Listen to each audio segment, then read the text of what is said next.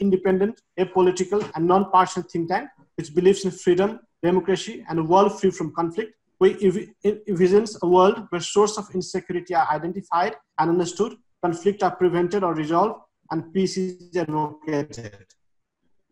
The Water Policy Center is also an independent non-profit think tank established by the Venu Ganga Foundation in 2014 to present constructive policy proposals and scientific research on water and sustainable development.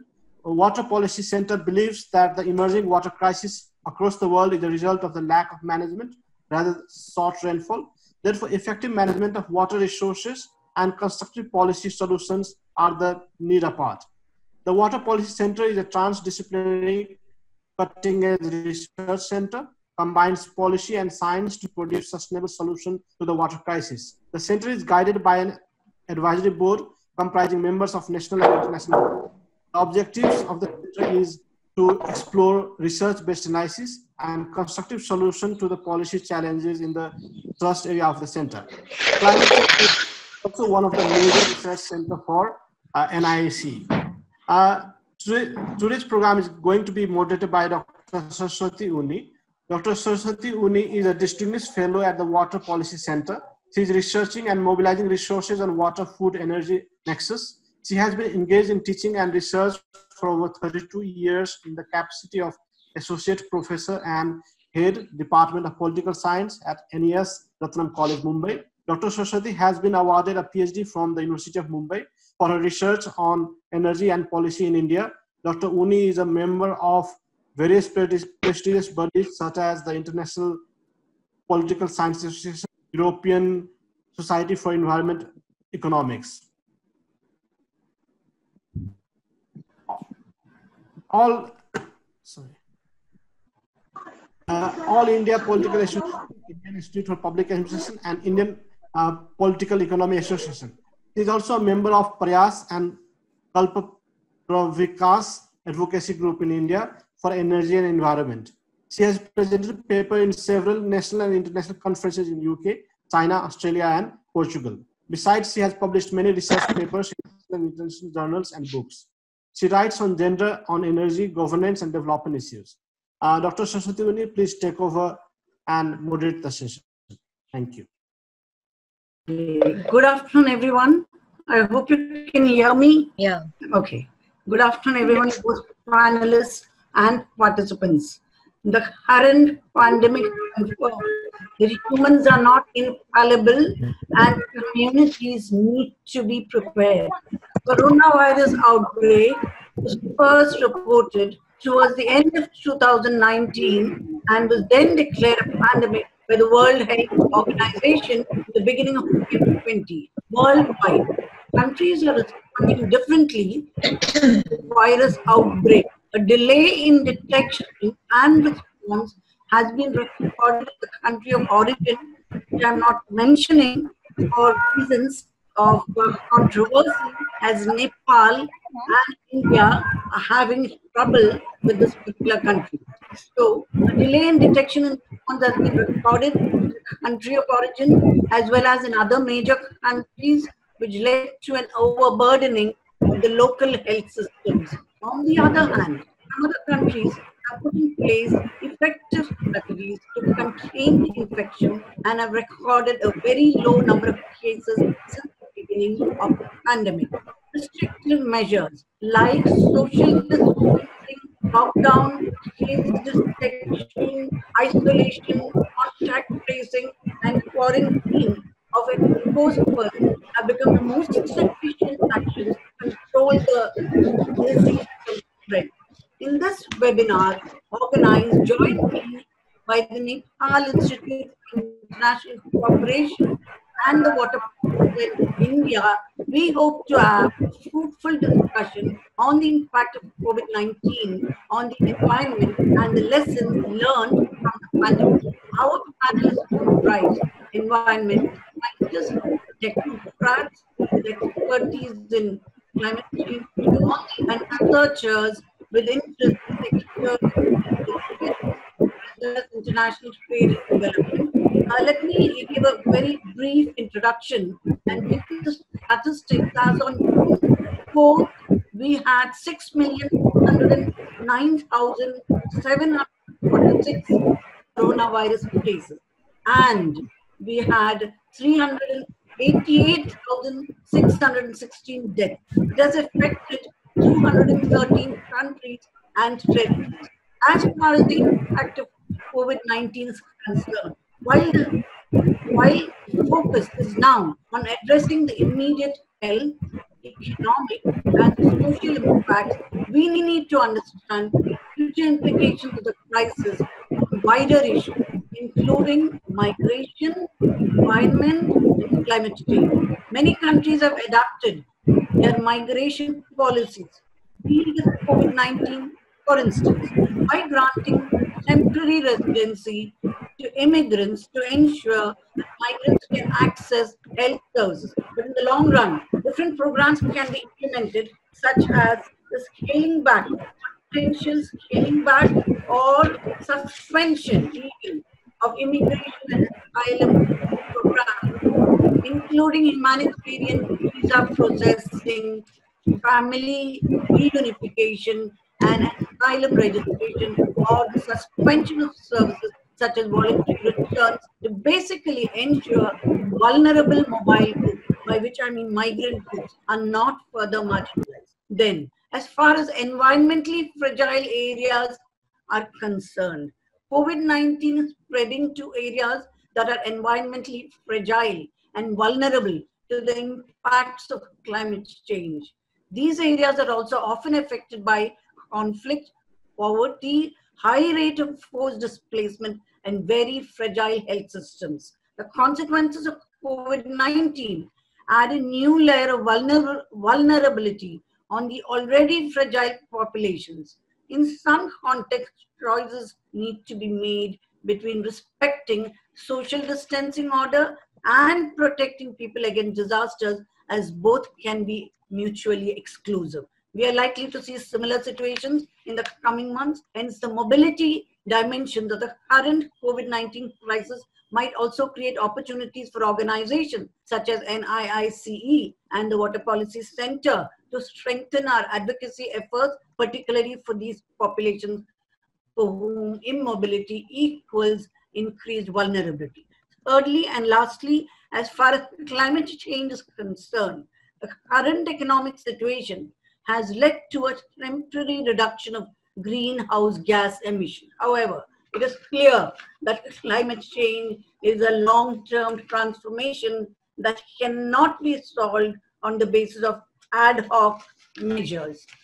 This pandemic also highlights the fact that the world can learn from the current crisis and develop global, radical, and collaborative action on climate change. Also, the current crisis has encouraged systemic changes enacted by governments, private sector, and individuals by adopting practices like we have in India, such as lockdown, work from home, and social distancing. The way forward, historically, global crises offer the opportunity for positive societal and economic changes as we learn to think and act differently when faced with immense disruptions, even as we fully acknowledge the negative impacts of the current crisis.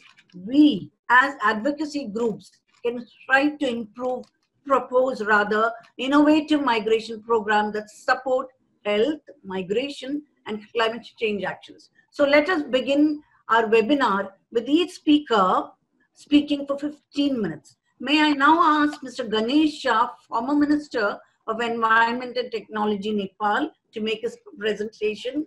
Will Aruna give a brief bio of Mr. Ganesh? Aruna, do you have it ready? Yes, I am ready. Sir, just a minute. I would like Aruna to introduce you. Sir, ma'am, as we have short time, so sir can start with. Okay, let's start. Or I can read.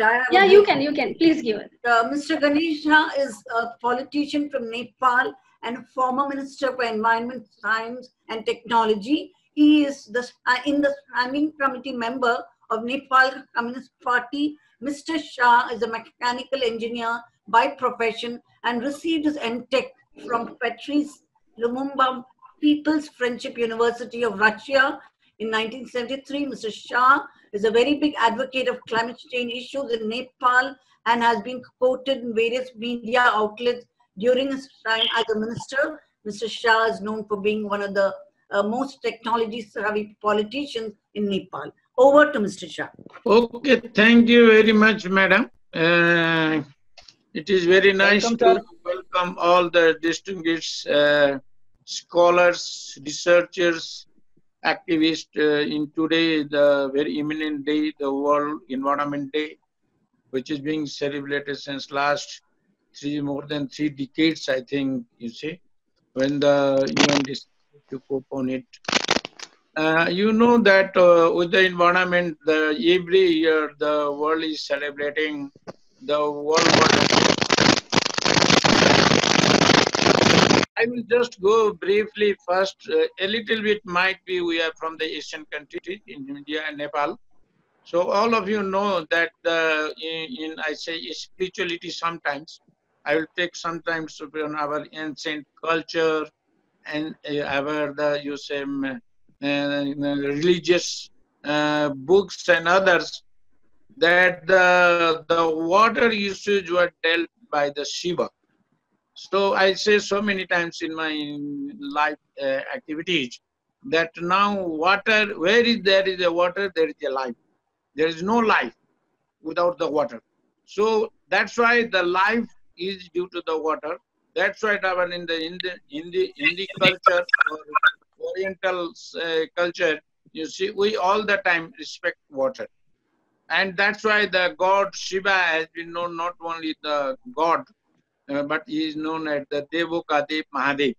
So those persons who are working in the field of water, in any part of the water, which is the policy making, which is the science and technology, which is the advocacy, whatever component you are working, you are the great person. So humanity will respect, will remember you. In the coming days, our future generation will say, you are the people who drafted such a big policy. You are the researcher who do the research in this sort. You are the scientist who make our water treatments, controlling the water pollutions, you see.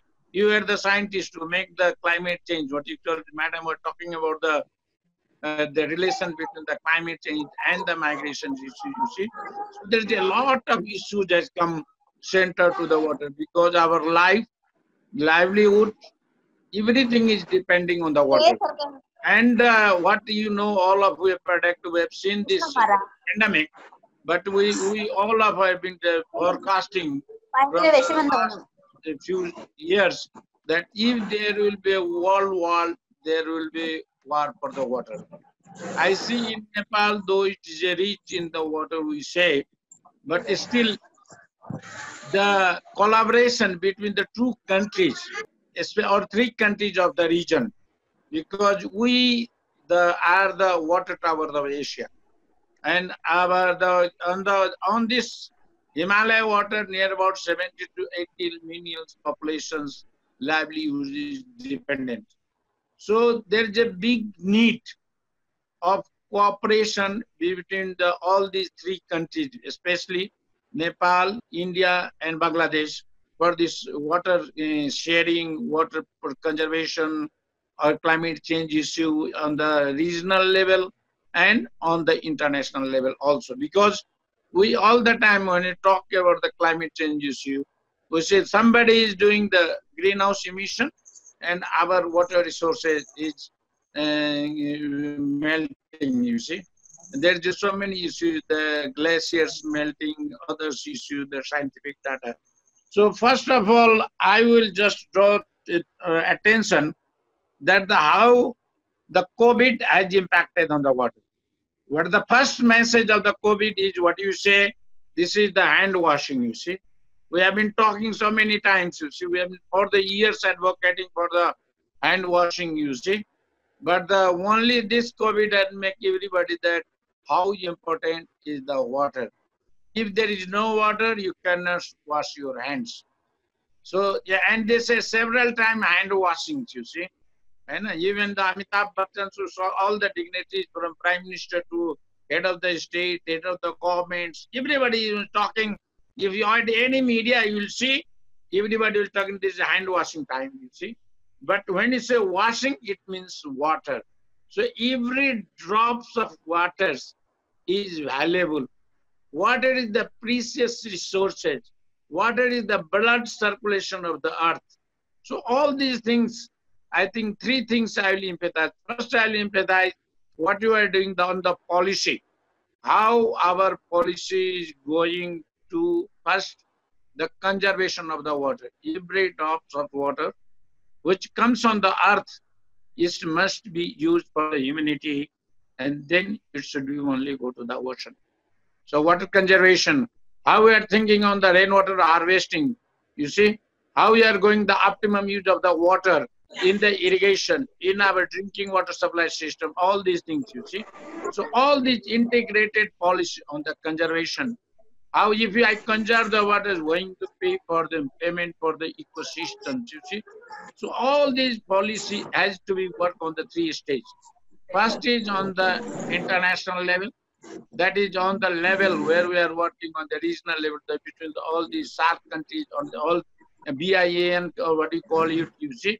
So this is one component. Another component on the national level. And the third is on the local level. Lastly, you see how the urbanization is going ahead. So first, it is very, very important to work on the policy issues with the scientific based data. So there is a big need of exchange of the, how is the this weather forecasting is changing, you see, how it is going to impact all these things, you see, our hydrological data, all these things in the coming generation. So first is the policy. Second is we must have to have a, what I call the track to science diplomacy. There has to be a scientific cooperation in the field of the water, whether it is water for the drinking purpose, whether it is water for the irrigation purpose, water for the industrial purpose, water for the recreation, or water for the transport. So all these sections has to be integrated policies, and integrated, I'd say, scientific and technical collaboration and cooperation is very, very important in these days. Because now we have to develop a technology which is using the less water for the more food.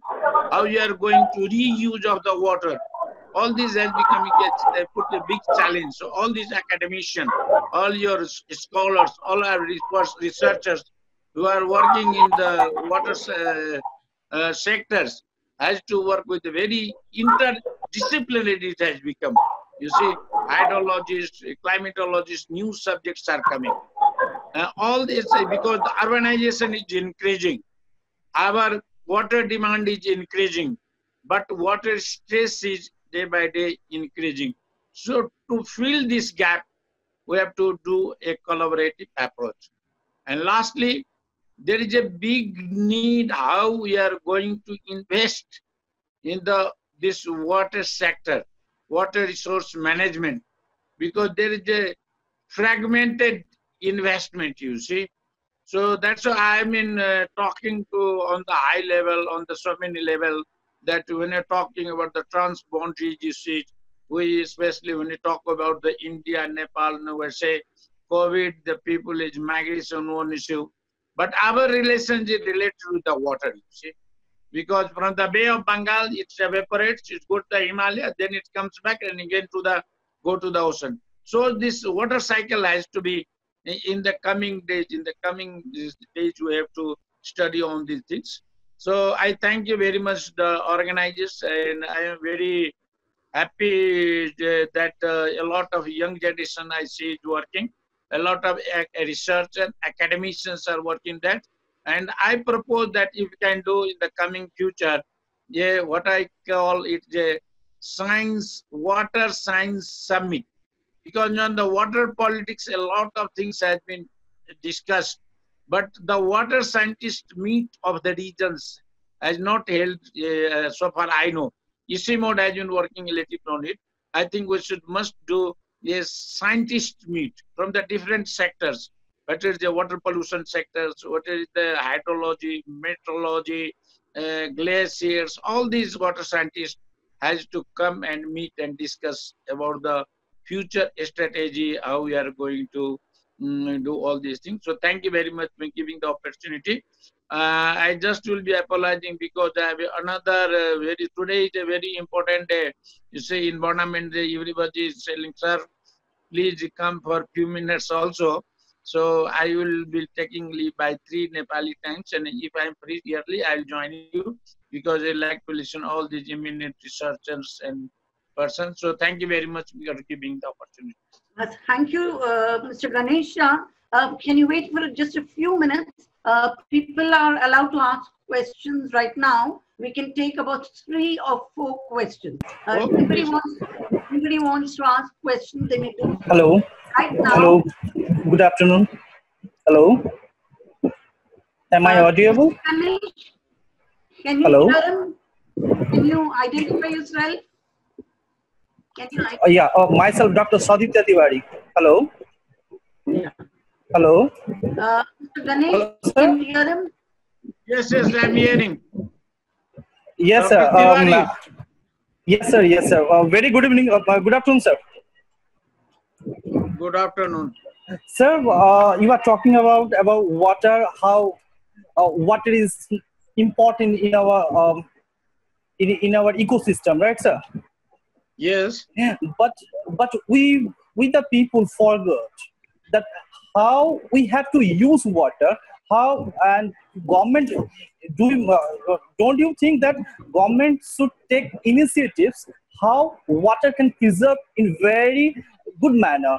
Otherwise, in the future, those are the future generation will come, they will blame us that all of you are nothing doing anything for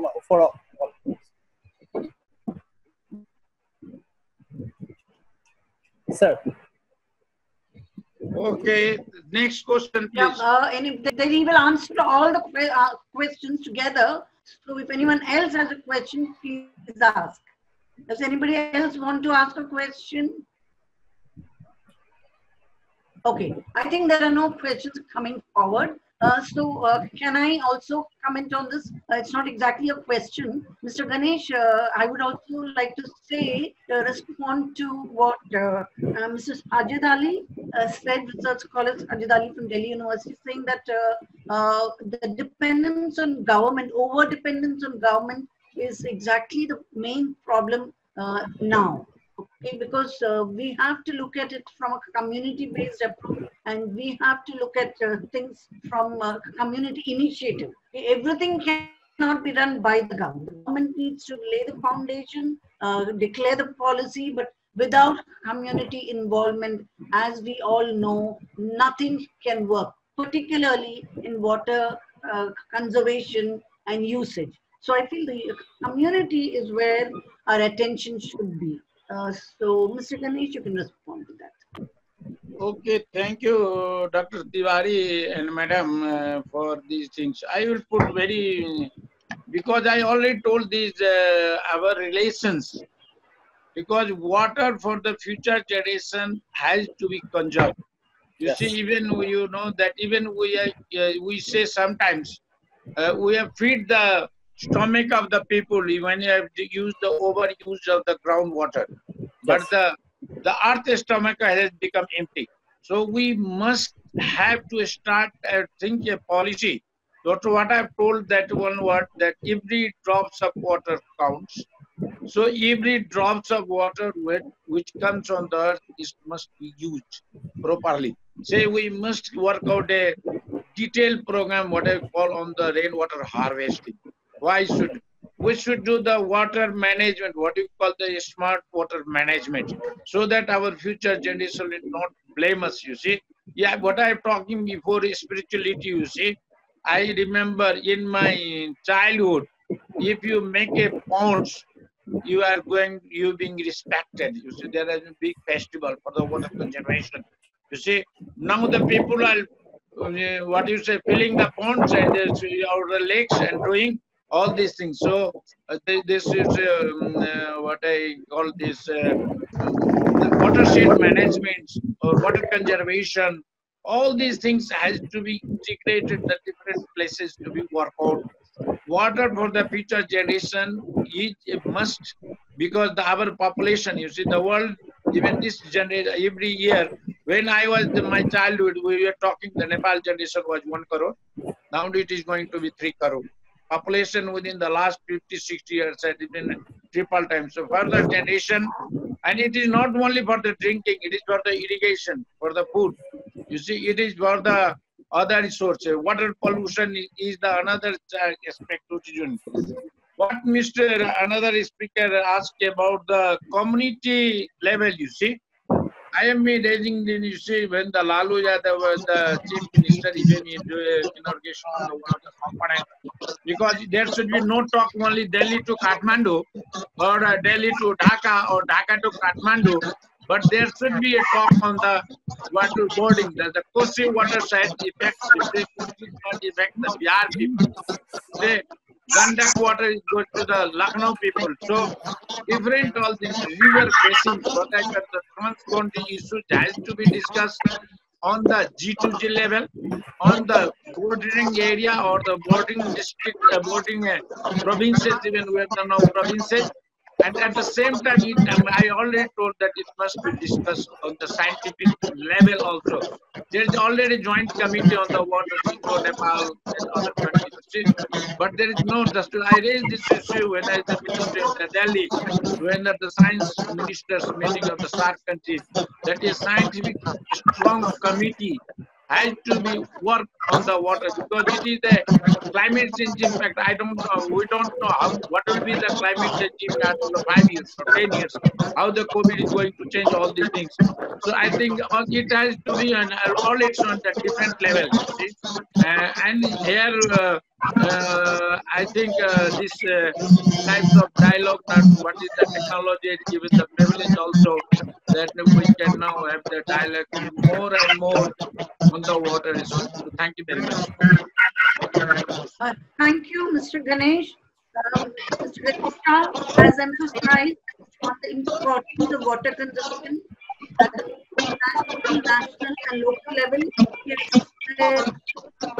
has emphasized politically integrated collaboration, and he has resented the fragmented approach that now exists, and he has suggested the whole of a water science sub. Thank you very much, Mr. Ganesh.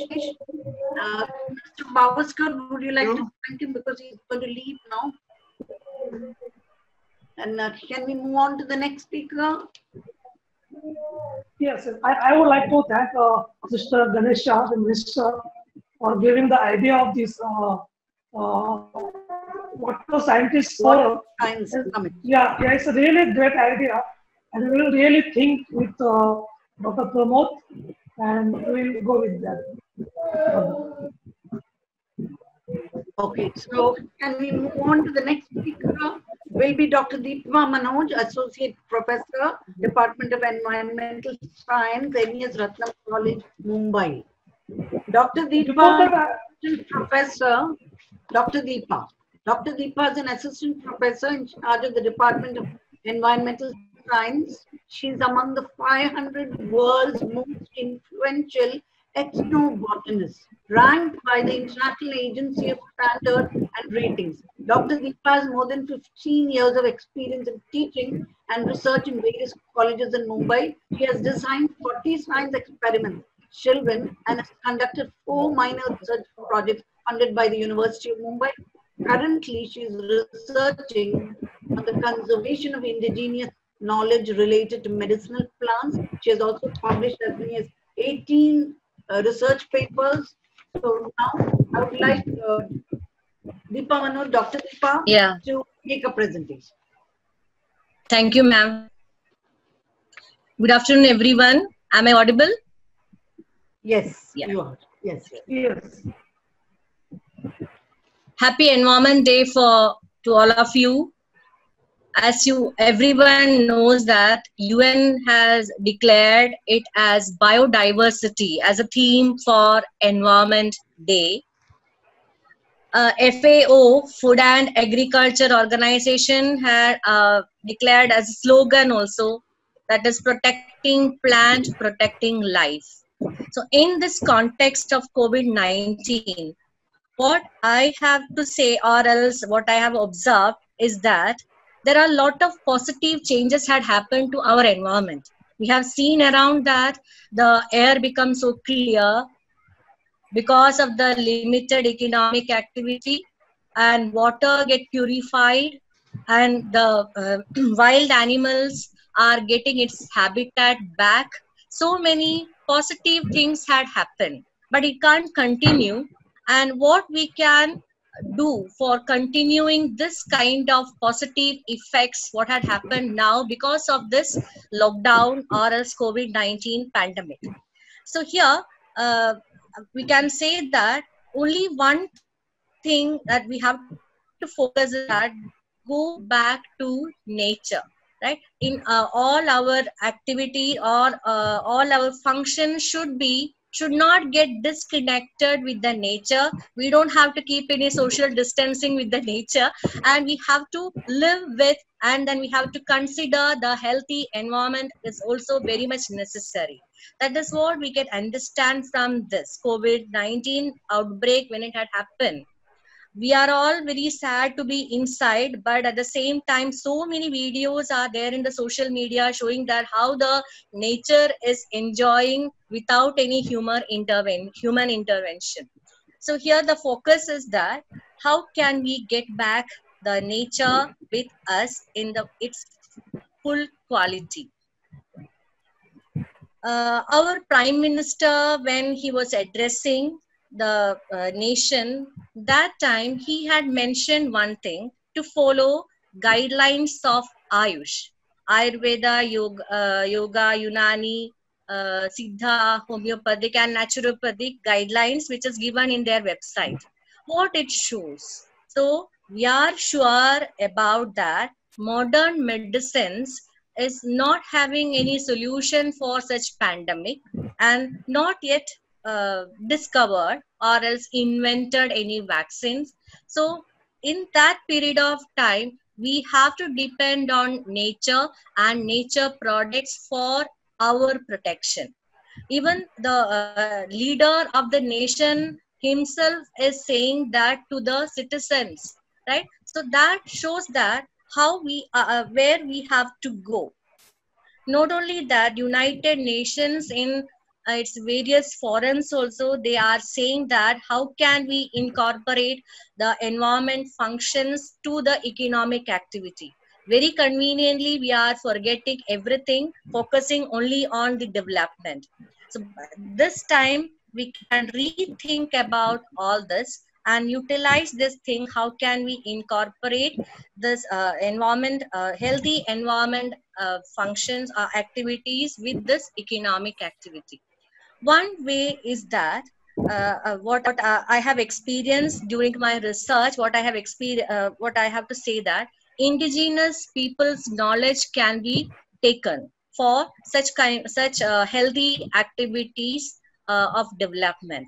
Indigenous people, when we say that they are the local people, they are the real custodians of the nature and nature products. They have tremendous knowledge about the nature products. They are utilizing it for their livelihood, and they are using their sustenance is to that, right?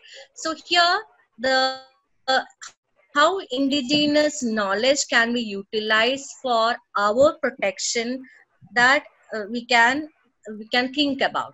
At this point of time, we can get the knowledge from them for curing such kind of diseases and protect ourselves from such kind of diseases which can happen in future, and immunity boosting medicines we can find out from them. All we can do, but it is not so easy. Out of my experience, I'm saying, I was doing research on one medicinal plant which is endangered, which I could find in some pockets, some areas of Western Ghats only. When we are there to collect those medicinal plants, and we have to ask the local people regarding that, and very few people will be so cooperative. Others were not ready to even tell the name of that medicinal plant. They believe that if they take the name of that plant, the effect of that plant will go. So they were not ready to do that. In such cases, it is very difficult for us to access the information regarding anything. And so here the solution is that take them into confidence. We have to make them understand that we are not going to exploit their habitat, their products with which they are living, and we have to share the benefit with them. United Nations had given the guidelines for the same. They have a forum for protecting indigenous knowledge. In that also it is saying that we can give the benefit whatever we are gaining from their knowledge to them, and then we can work for their advancement. One thing is that very positive way of approach, positive way of protection we can take. That means when we are collecting any information from them, for example, if we are extracting any medicines out of the plant which they are showing to us, then the intellectual property right can be implemented, and we can give them the rights on that. So without their consent, nobody can exploit it. Not only that, there is one another approach also. It's a kind of defensive one. Unauthorized people cannot go to their habitat and cannot collect anything without their consent. They are keeping up protection for the nature and their products. So that way, there are two types of approaches can be there. Even United Nations had given it in our different conventions and forums that we can apply. One we can say that there is one another approach that everyone is accepting it, that is access and benefit sharing approach. You can access it, the tribals or the indigenous people can access that area, and the benefit out of it will be shared with them. So access and benefit sharing approach also will be very helpful for us to get the knowledge from them. So the basic thing that I want to say is that going back to nature only solution now. And how can we go back to nature? And there is a need of connection. We have already disconnected with the nature. I mean, almost, not entirely. If we entirely have disconnected, we can't survive. So almost we have disconnected. We can say that connecting link is this indigenous people. So connect with them, incorporate them with our, take them into confidence, and through them we can access the information, whatever is there hidden in the nature, take them for our benefit, and then protect the environment for everyone, for the future generations especially. Thank you. Thank you very much. This is what I have to tell on this Environment Day. Thank you very much. Thank you, organizers, for selecting such a very nice theme for the day. Thank you. Thank you, Deepa. I would also like to mention to all the viewers that Dr. Deepa was honored with the Joseph Lister Award in ethnobotany by the Journal of Ethnobiology and Traditional Medicine, United States of America. So are there any questions for Dr. Deepa? We are ready to take questions now, and then we'll move on to the next speaker, Ms. Shreya Sinha. Any questions? Is that possible to take all the questions at the end?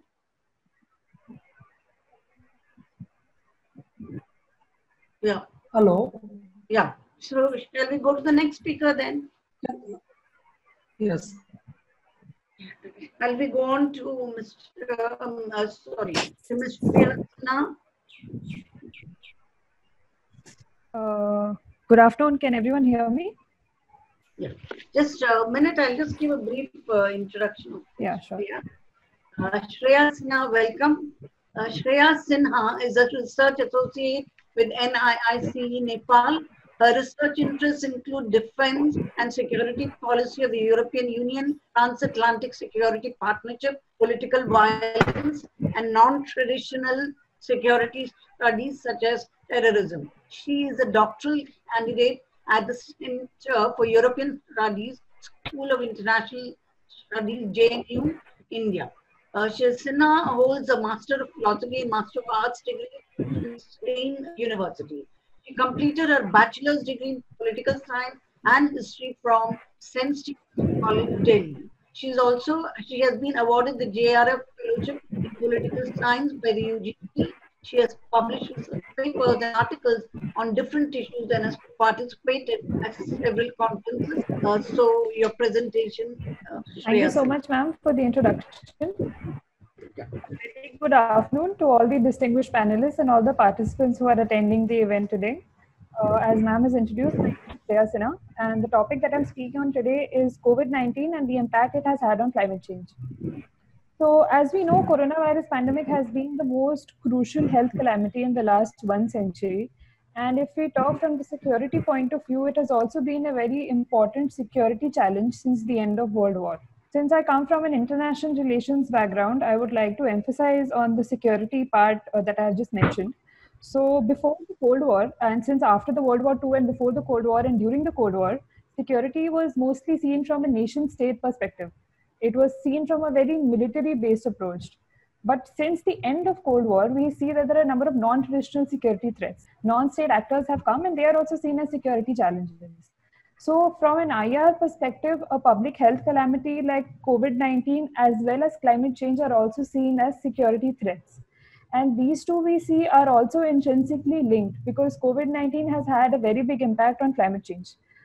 Since we know most of the regions across the world were locked down and they were facing restrictions, many places have opened up, but many regions are still locked down. So human mobility was very much reduced. Shops were closed, industries were closed, and the transport sector and the aviation industry were adversely hit.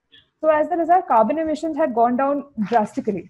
And this also had a very big impact on air pollution levels, as we know. So if I speak about New Delhi, the city that I live in, which was very infamous for the air pollution levels in the past few years, here also air pollution had reduced by almost 49% in the past 3 months when the lockdown started all the time from March till now. And in China also, in just 4 weeks of the lockdown, air pollution came down by 25%. And if I would like to quote this data from International Energy Agency, if we talk about on a global scale, carbon emissions had reduced by 1 billion tons from 2019 till now. And that's a huge figure. We know that. So we see that the carbon emissions have reduced because of all these industries being severely hit. And another point I would like to make is that carbon emission and CO2 emissions, as well as CO emissions, which is a principal greenhouse gas also, these emissions are related with the GDP of the country, the gross domestic product. They're directly proportional. When the GDP of a world is increasing, then carbon emissions are also increasing. And we know that because of all these industries being locked down right now, and they were in the past few months, we know that the world is also ready to face a very severe recession. People are saying that it's probably going to be as bad as the Great Depression of 1929. So if the world GDP is going to take a hit, then so is the carbon emission. So in a way, it's going to be good for climate. I mean, not for economy, but for climate, it's definitely going to be a good thing. Next, we know that 60% of the energy demand is actually coming from the carbon emissions. 60% are actually coming from energy consumption, which is oil and natural gas. So now that we know that there's 6% lesser amount of energy is going to be used this year as compared to the previous year. So carbon emissions will also reduce because of that. And it's going to be a very positive development towards climate change. So if we see in a post-COVID world, when coronavirus will probably be receding from the world and people will be coming back on track and economies will be recovering, there'll be two major trends. One major trend is that the oil and natural gas sector will be struggling to recover, just like all other sectors of the economy. The demand and supply has reduced for oil and natural gas because aviation industry and transport industry is hit. And the second trend is that we see the transition towards renewable energy is more smooth because renewable energy in the past few years has become very much cheaper and accessible than before. And we know as a result of the Paris Climate Agreement of 2015, most of the countries are a party to this. And an important guideline of this agreement has been to transition towards renewable energy, reduce carbon emissions. So in accordance with this, if we see as it is, the energy security is going to be threatened. Global energy sector is going to be in turmoil. So as a result, more and more countries will want to transition towards renewable energy. We know for India also we have a target of attaining 170 megawatts of renewable energy by 2022. So since we already have these targets in hand and all these trends which are going to happen as a result of this pandemic, we are probably going to have a more smoother transition towards renewable energy.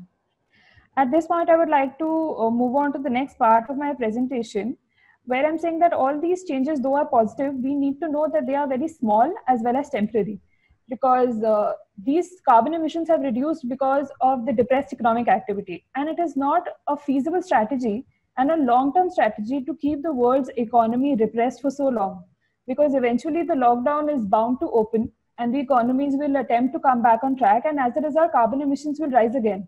So what do we do? What are the lessons that we are learning from this pandemic? So I think what this pandemic is providing to us in a very permanent way is actually a very loud wake-up call, that the governments and citizens as well as the non-state actors, civil society, they take cognizance of the fact that the climate has been in big trouble. It is a very long impending global crisis. And even though this pandemic is offering very short-term results, we can probably take lessons from this pandemic to adopt a more long-term approach towards climate change and how to tackle it. So in this context, the World Economic Forum has come out with a number of policy recommendations on how economies can be rebuilt after coronavirus, in a post-COVID world, but at the same time have a green focus. How the economies can be reconstructed in a very sustainable manner.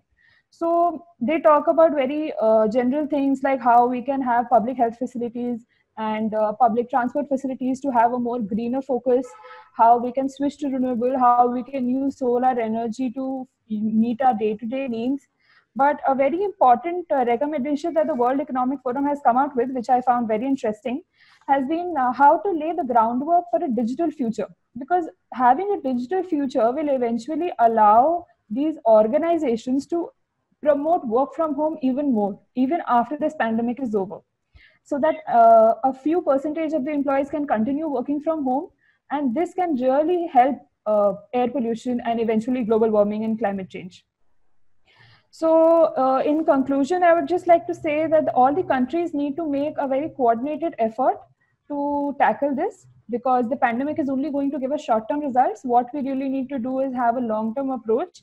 So the post-pandemic recovery should have a very holistic approach. It should not be only economic in nature. It should look towards building the economy of the country, of the world. All the countries need to make a very coordinated effort to tackle this, because the pandemic is only going to give us short-term results. What we really need to do is have a long-term approach. So the post-pandemic recovery should have a very holistic approach. It should not be only economic in nature. It should look towards building the economy of the country, of the world, as well as having a sustainable focus. And one example I would like to give while concluding my argument is the example of the European Union, actually. So the European Union recently on 27th May, they have unveiled their recovery package for the member states. And they have said that they are going to attribute $825 billion to economic recovery. And they are, in this recovery plan, they are going to give an equal weightage to climate change as well. That how they can do this recovery in a very sustainable manner, and how they can negate the effects, the negative effects of climate change. So I truly believe that in order to have long-term results in climate change and tackling climate change, all the countries probably need to learn something, take some hints from the leadership that the EU is providing to lead towards a truly carbon neutral economy and a carbon neutral infrastructure. And probably only a global and consistent action can help us in tackling climate change. Thank you. Thank you, Shreya. The floor is now open to questions. Shreya will now take questions. If anybody would like to ask questions, do so. Otherwise, we will move on to the next speaker, Gautam. Ma'am, hello. Yeah. Now, we will take all the questions later at the end of the session, all the presentation. After all the presentation, we will take all the questions. Thank you, Shreya. Hello. Hello. Who's this? We are taking questions later.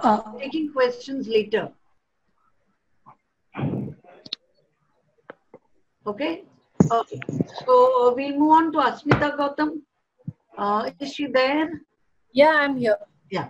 So Asmita Gautam, is a visiting fellow at Nepal Institute. She focuses on non-traditional security issues like cybersecurity, internet governance, international trade and development issues. She holds a master's in economics specialization.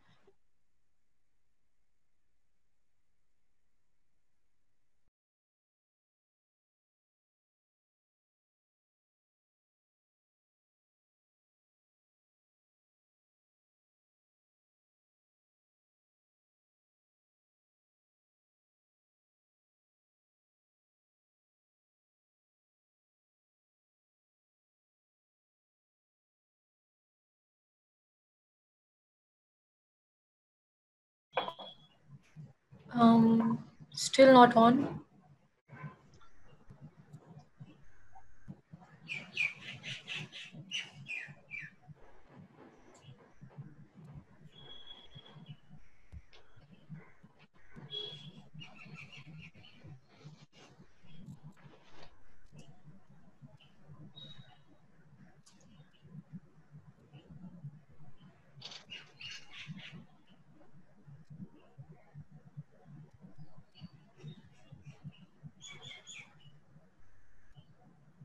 Can it be done or not, or should I start? Yes, Miss Asmita, just share your screen. Hello? Yeah, I can share it now. Can you see my screen? Not yet. Oh, yes. Yes, we can see your screen. All right.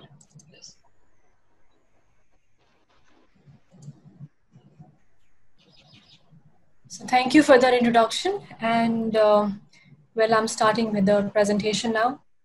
Well, many people are wondering when life will get back to normal after the COVID-19 crisis. And at this point, we should rather be asking, can we use this opportunity to learn from our mistakes and build something better?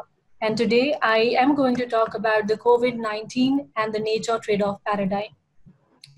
Well, the persistent drumbeat of positive tests and reported deaths in the world due to novel coronavirus has created widespread concerns in the world. Nepal is also starting to suffer from the most abrupt and widespread cessation of economic activity due to the outbreak of the virus. The outbreak of epidemics like COVID-19 reveals in itself the fundamental tenets of the trade-off we consistently face. And the trade-off starts because humans have unlimited needs and the planet has limited capacity to satisfy them. So while researching on this trade-off, I came across the interview of Pushpam Kumar. He's the chief environmental economist at the United Nations Environment Program. And in this interview, he explained the concept of trade-off and the use of the trade-off paradigm in navigating the relationship between the humans and nature. So I want to give a small intro regarding the trade-off in itself.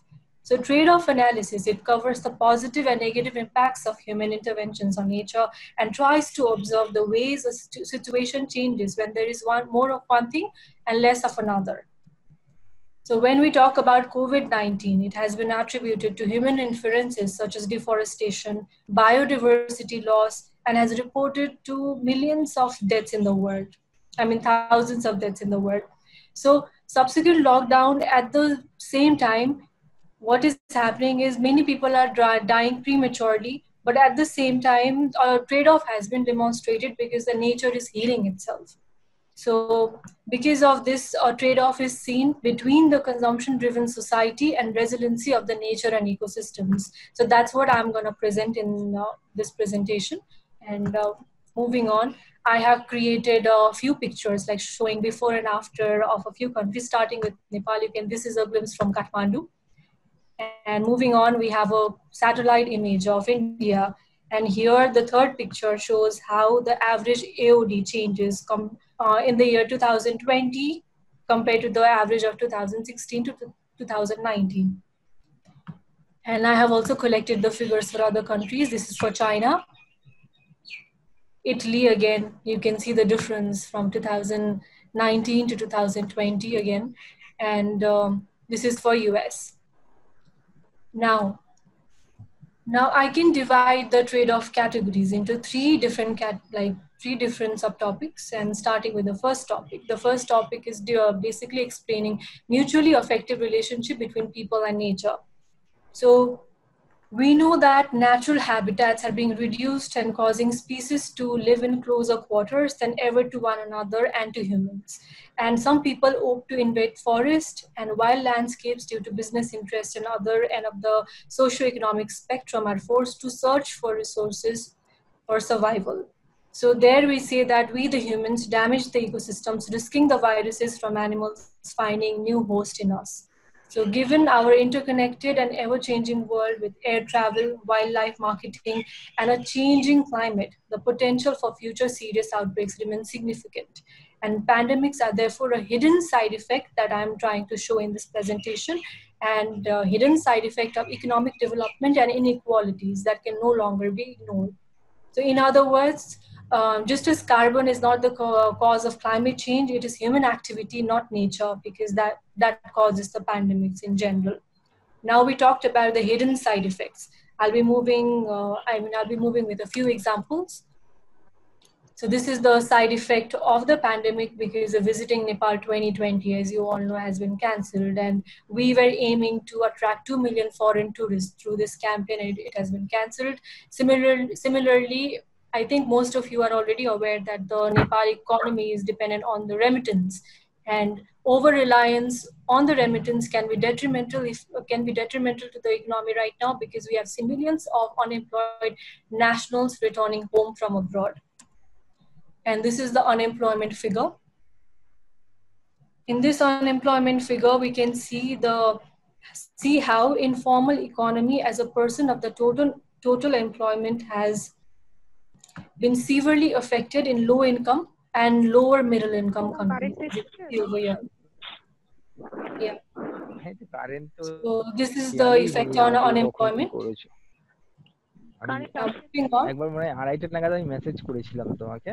Can you please mute Moving on, I'm going to talk about appreciating the limits to which humans can push nature before the impact is negative. So as the World Economic Forum's report, risk rising, over half of the world's GDP is highly and moderately dependent on nature. Nature provides businesses and governments with vast opportunities. For every dollar spent on nature restoration, at least $9 of economic benefits can be expected. Additionally, a recent report by Food and Land Use also showed how using farm and food produce in the right way can lead to $4.5 trillion a year in new business opportunities. So this is a high time for us to recognize this fact and understand that our limits must be embraced by our consumption and production aspiration. And in dealing with the potential economic fallout, governments and businesses could use this opportunity to align economic models with our planetary boundaries.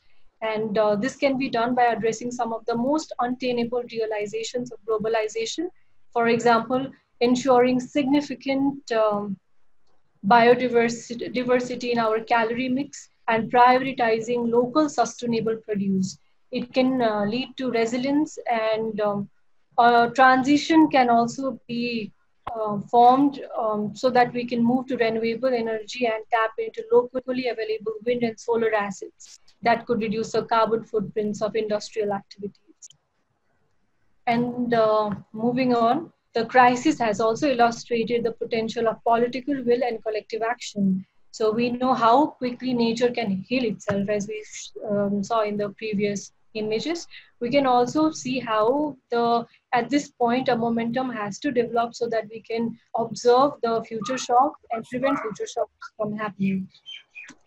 So aligning the planetary boundaries. In order to align to the planet boundaries, we have to respect what we already have.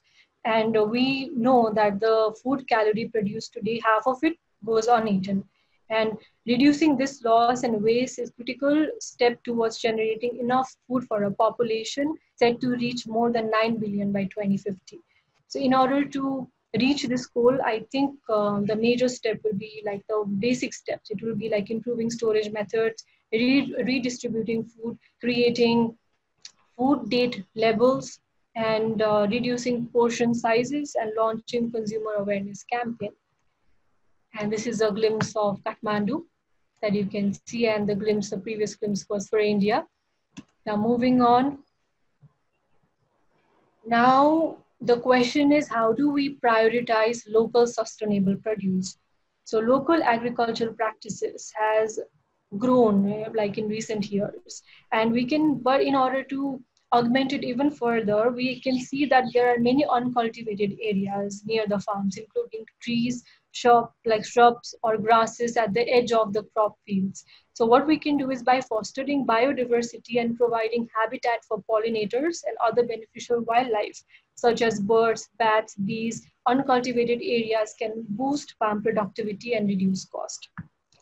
Secondly, I'm going to talk about digital entrepreneurship. So recently I saw a trend where most of the people, I'm not sure if this is applicable in most of the areas, but at least in Kathmandu, I saw that the street vendors were marginalized.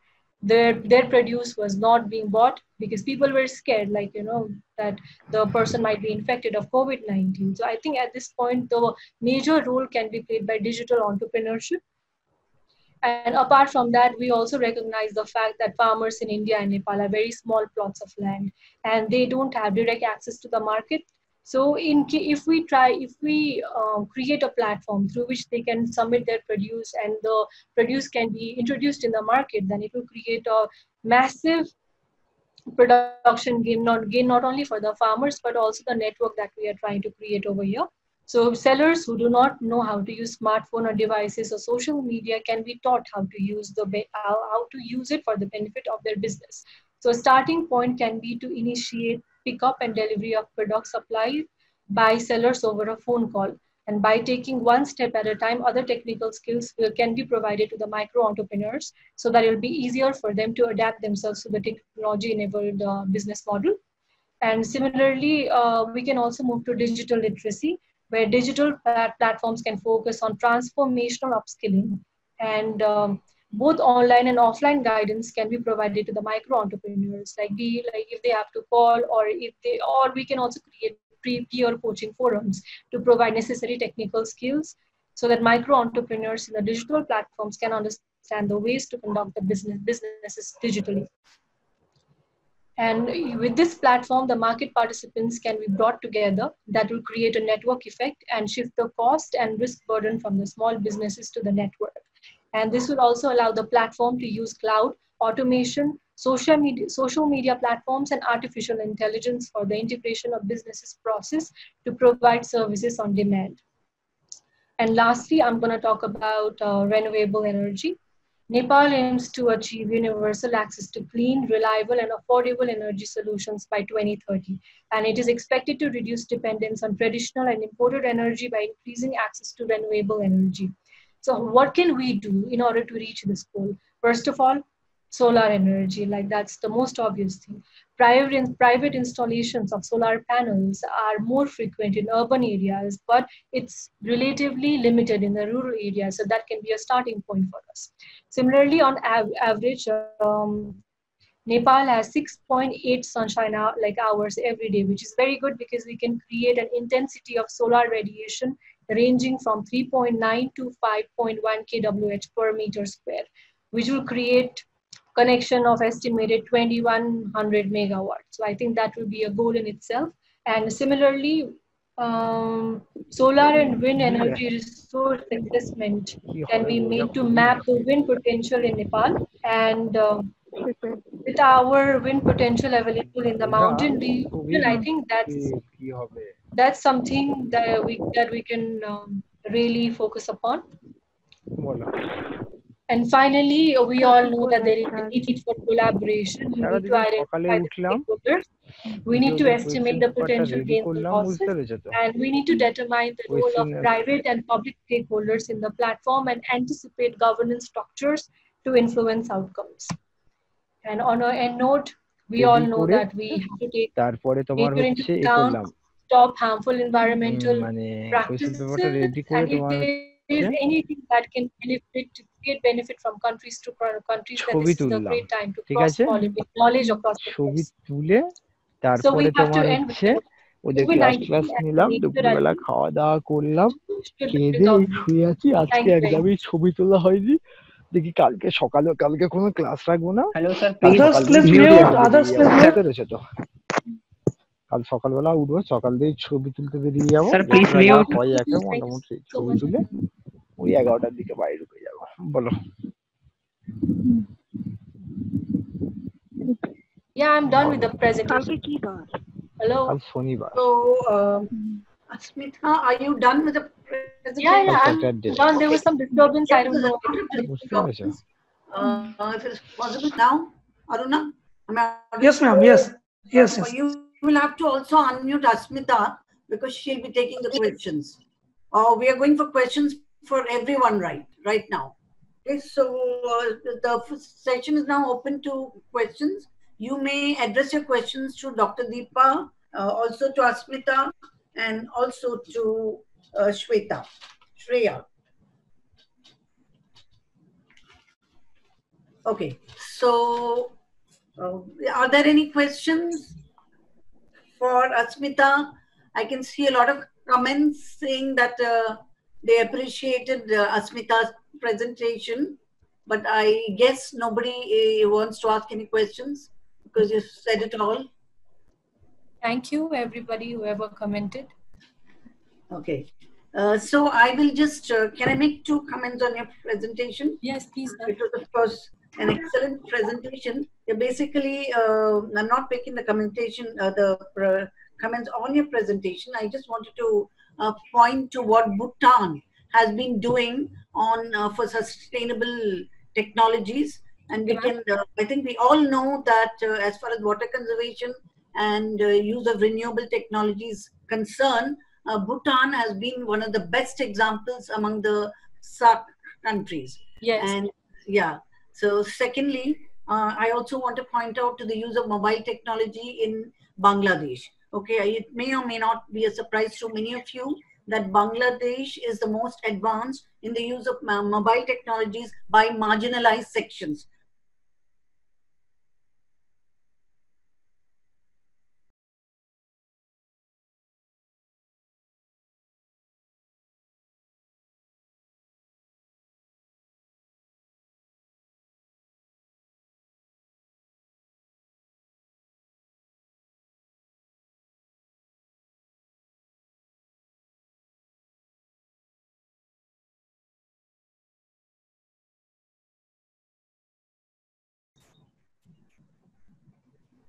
Hello.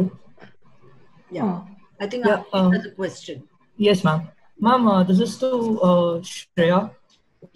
Hi, ma'am. So I just had this one question. I don't know if I'm very right in what I'm going to ask, but then, so with this pandemic, you've seen that the lockdown, etc., and that has caused a lot of labor to migrate back into the rural areas. So because of that, because of their migration back into rural areas, don't you think that that would cause like more of forest clearance and etc., which could actually raise the carbon emissions and stuff? So who is this question addressed to?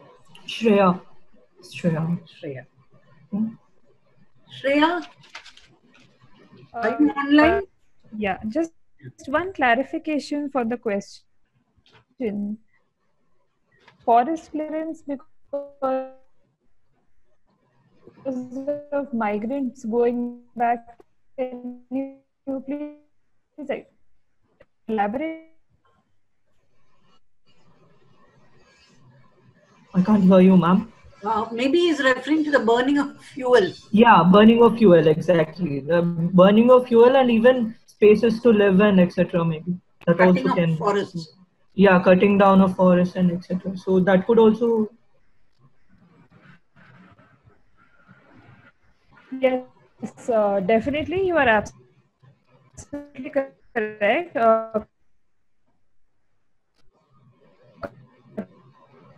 Cutting down of forests is going to lead to a few. So when I made the point that climate change is probably going through a better position right now because of coronavirus, it is because human interaction with nature has reduced to a significant amount. So the net impact on climate change is definitely positive for the time being. But you are absolutely correct. With forest clearances and deforestation of any kind, it is definitely a very negative impact on climate change. And hopefully we will be able to recover from that. Okay, ma'am. Okay. Thank you. Thank you so much. Thank you. Any other questions? Questions can be addressed to Dr. Deepa, Shreya, as well as to our last speaker.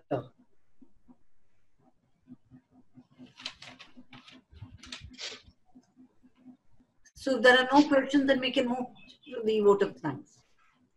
I think, ma'am, there are some questions in chat box, so we can also go with that questions. Yeah, we can do that. Well, can you look at the questions? Yeah. Yeah, there is, but they're not saying to whom is this question. How the pandemic is going to affect areas with poor mobile technology. Did you see that question? So whom is this question addressed to? Mr. Mohammed Shuja? Anybody from the present can respond? Anyone?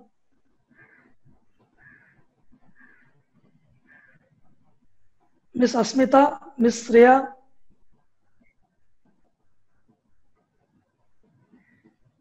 I think Asmita, what was the question? Asmita, can you attempt this question? How is the pandemic going to affect areas with poor mobile technology?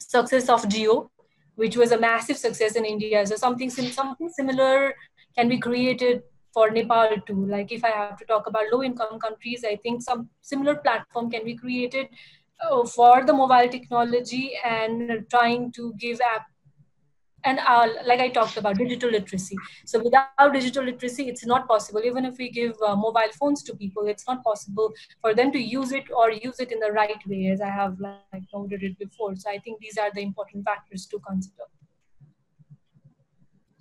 Okay. There is one more question from Saroj, and she's asking how to keep and enhance the positive environmental sustainability impacts long-term in the post-pandemic world. So who would you like this question to be answered by? Asmita, yes, Miss Asmita. Yes, yes. Could you please repeat the question, sir? How to keep and enhance the positive environmental sustainability impacts long-term in a post-pandemic world? Yeah, so I think I covered this in my presentation as well. So when we talk about sustainable, like we have to manage what we already have instead of trying to focus what we don't. So we can talk about food waste management, like, you know, how to decrease it and how to take the resources that we are wasting to the people who need it at this point. So I think that's one way to go about it. And second factor, in order to enhance the positive, I think renewable energy, that I have already talked about that too. Like we have to use the renewable energy, we have to use the sunlight. So basically it's using the resources that we already have in the limited proportion in such a way that the use does not become negative. We have to be mindful of the limits that the resources have and use it in the right proportion and make sure that it reaches the right people. There's one more question to Dr. Deepa ma'am. How does COVID-19 affected our biodiversity? Is it only about zoonosis or something else? He has added one more question. Yeah. How does COVID-19 affected our biodiversity? Dr. Deepa ma'am. Dr. Deepa, are you online?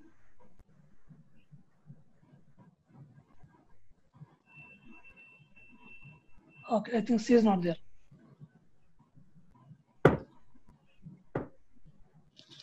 Okay. I So think questions are over. we'll answer. Here also I can't. I think Deepa ma'am. Yeah. Deepa Is there is any there. question? Yeah, I can't Deepa- hear Yes, it. yes. Yeah, there is one question. Can you repeat that question? I'm not getting that question. Yeah. How does COVID-19 affected our biodiversity? Yeah, that I can see that it's not only zoonosis that we have to think about. We can say the positive effect on biodiversity more than the negative one, right? So the human intervention has reduced a lot. So that is the only one impact we could see immediately. Later on, whatever impact is there on environment, very slow feedback we may get. So right now we can say this much only, a very positive impact is there. The destruction had reduced at least for a little amount, that we can say. That is the one we can claim on the biodiversity side. Otherwise, the same. Okay, thank you, Deepa. I think. Hello, ma'am. There is one more I can see here. Huge Somebody is unemployment. asking. That's a very general Hello, ma'am. question that has to be answered Absorb by this, government.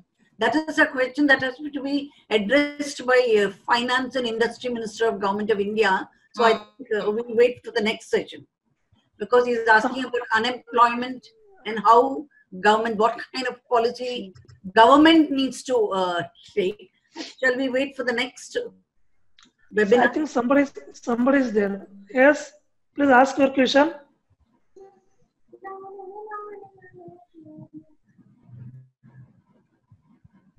Please unmute your device and then ask question. Hello. Yes. Yes, I asked a question to Deepa ma'am, which I sent in the chat box. Okay. So I want the answer from Deepa ma'am. Yeah, he's asking. Yes, I think yes. he's asking how to. Yeah. How is the This is my COVID-19 question. going to impact our daily lives? No, this is not my question. I asked you, Deepa ma'am, that already COVID pandemic badly affected our economy, and it may cause of huge unemployment. Yeah. But Deepa ma'am has spoken about biodiversity. She has spoken about I spoke on biodiversity. and indigenous medicines. Do you have any question on that? If you have questions No, on no, unemployment and industrialization, no. I think you have to wait for another webinar. Okay, ma'am. The government we'll have to ask someone from the government to be present. So kindly, please restrict it to the presentation that they made. Deepa has made a presentation on going back to nature. She has spoken about the importance of indigenous medicines. She's made some very interesting observations. I hope you were listening to her, or maybe you can go back to it if you have recorded it. So if you have any questions on that, you may ask. Okay. There is one question: how is the COVID-19 going to affect our day-to-day life? I think that is a very general question.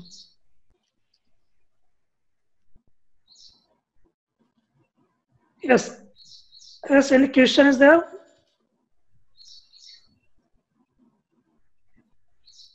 You can ask directly. Here there is one question I can see. No reduced ozone emissions during lockdown period.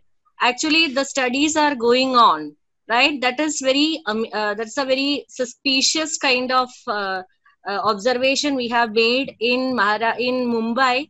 Though the factories and everything is not everything is shut, but the ozone emission is still there, and it is in troposphere mainly, which is actually act as a pollutant. The people are studying in it, and then they want to know the source of it now. I don't know whether anywhere in world it has reported or not, but in Mumbai it has reported ozone in troposphere. That means the lower layer of the atmosphere. That's an interesting question, but there is no answer for that. Hello, ma'am. I am analyze this 10 cities, and Mumbai during the lockdown period, Mumbai's ozone emission is decreased, but some cities, 9 cities not decreased, like Delhi, Kanpur, Delhi, Kanpur, Ludhiana, Hyderabad, and more, and Kolkata, and more cities.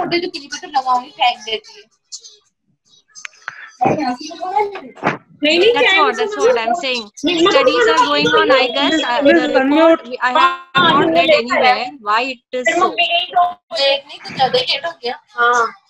आज हम क्या करने लग गए थे पहले, आज हम लेट हो गए जैसे, आज हम उठे लेट थे, नहीं वैसे तो उठे तो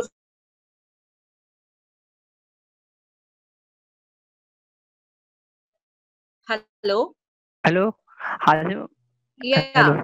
That's what I'm saying. I could see that in Mumbai, this phenomenon had taken place, that tropospheric ozone, but they are into that kind of studies, but no report has come yet.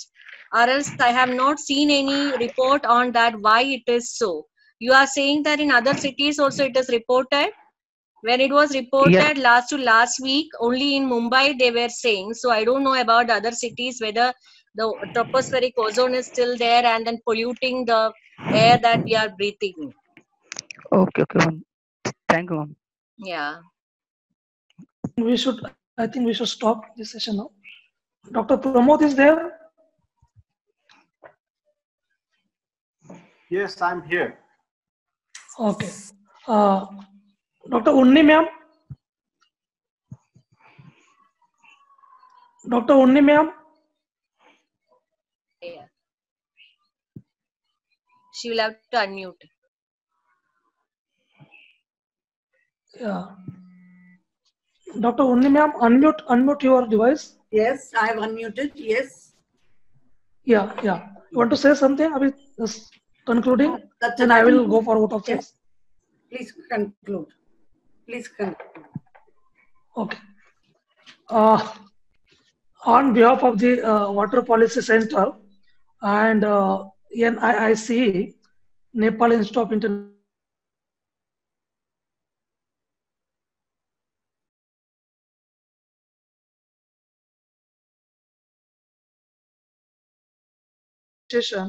and introducing the theme, she is actually very disciplined, actually academic, and she has planned this session very well and moderated very well. So thank you for accepting this request and moderating the session. I thank all the speakers, Mr. Minister Ganesh Shah, who is the former Minister of the Environment and Science and Technology in Nepal. I thank Ms. Shreya and Ms. Ashmita and Dr. Deepa ma'am for the wonderful, informative and thought-provoking presentation. This discourse actually on this environment is, I think, one of the area which is badly and greatly affected by the coronavirus pandemic, and that's why the issue was important to discuss. So this panelists actually discuss many dimensional aspects of this issue, and that's why I really thank all the speakers and all the presenters for making this session very thoughtful and informative. I thank all the participants. Some may have some technical issue to join the event. As I'm receiving the message, some people are not unable to join this webinar. For those, I apologize for that. For those who joined, those who succeed to join, I thank you for joining the session, and I expect your cooperation and your help in the future for our next event. I'm also thankful to our technical partner, Chetan Yadnik, who is managing this technical issue and the media live. I thank you to him. I thank you our co-partner, NIIC, Nepal Institute of International Cooperation and Engagement, the Dr. Pramod Jaiswal and the entire team of NIIC for joining or collaborating with us for this webinar. And we expect your cooperation and such joint events in the future. I also thank Ms. Aruna on behalf of Water Policy Center, who actually took care of all this matter, who coordinated all the event on behalf of the Water Policy Center, where I was unable to take part of day-to-day matters and discuss with the Dr. Pramod, and she has handled it very well. So I thank to her. Also, I also thanks to my Venuganga Foundation team, my president, and my management team. And once again, I thanks to all of you, co-host, panelists, participants, and all the dignitaries. Thank you for joining, and keep joining, keep cooperating in the future. Thank you. Thank you very much. Thank you. Thank you very much. Thank you. Feedback form. Yeah, we will mail you feedback form. Okay, sir. Chetan, please close the meeting.